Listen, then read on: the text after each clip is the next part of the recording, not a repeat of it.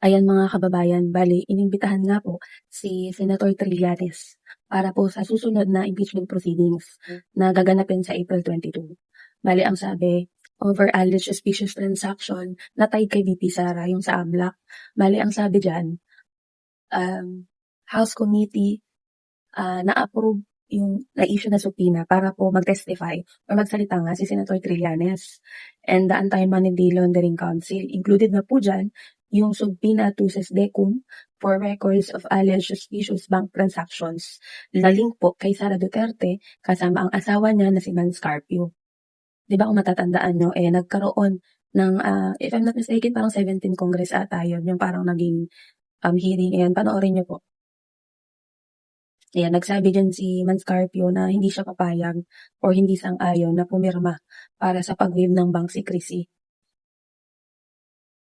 Di ba si Madriaga ang tapang na pumirma at willing talagang tumulong sa investigasyon? Pero ito, kita nyo, na hindi nga siya pipirma, hindi niya inaalaw na mabuksan yung bangko nila.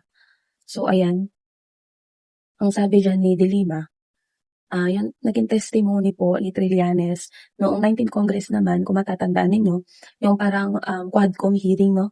Umattend si Digong noon, kung matatandaan nyo, regarding sa bank accounts ni Duterte. At yung syempre, included yung immediate family, which is Sara Duterte, ay relevant daw to establish probable cause. Diba natatandaan nyo, nagpang-abot pa nga sila si Duterte tsaka si Trillanes. So yun po yung dahilan ba't siya na-invite. Kasi connect the dots yan Diba? Regarding yan dito sa bank accounts, yung mga tagong yaman, kumbaga, mga perang galing sa, sabi nila, di umano, yung katulad ng mga nai-issue sa Pogo, yun sa Parmalee, kung ano-ano siya Nabanggit yun at napag-usapan din yun, di ba? So yun po yung dahilan kung bakit siya maiimbitahan si Senator Trillanes.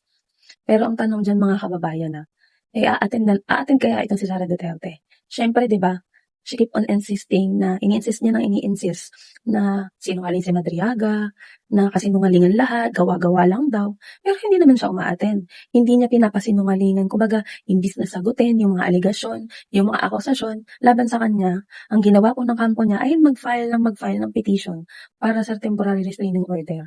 Na sila rin naman ang may dahilan kung bakit merong impeachment proceedings. Dahil yan po yung request nila sa Supreme Court noong unang impeachment, di ba?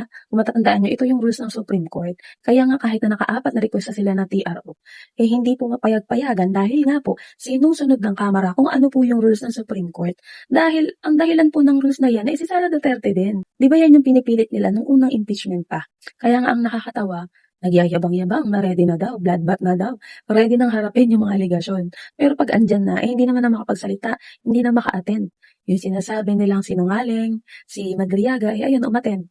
Pumirma pa ng bank secrecy waiver para matrace yung mga perang pumapasok at lumalabas at kung kanino ibinibigay. Di ba dito nagpapakita na itong si Madriaga, malakas ang loob na tumulong magsabi ng totoo para patunayan yung mga claims niya dun sa statement na sinabi niya. Pero itong si Sara Duterte, matapang lang sa social media. Kumbaga, hindi mo makitaan. Ito pala, totoo pala na ang mga Duterte pala ay mga duwag talaga. Ang mga Duterte talaga ang weak. Matapang lang sa social media, pero pag andyan na, takbuhin na.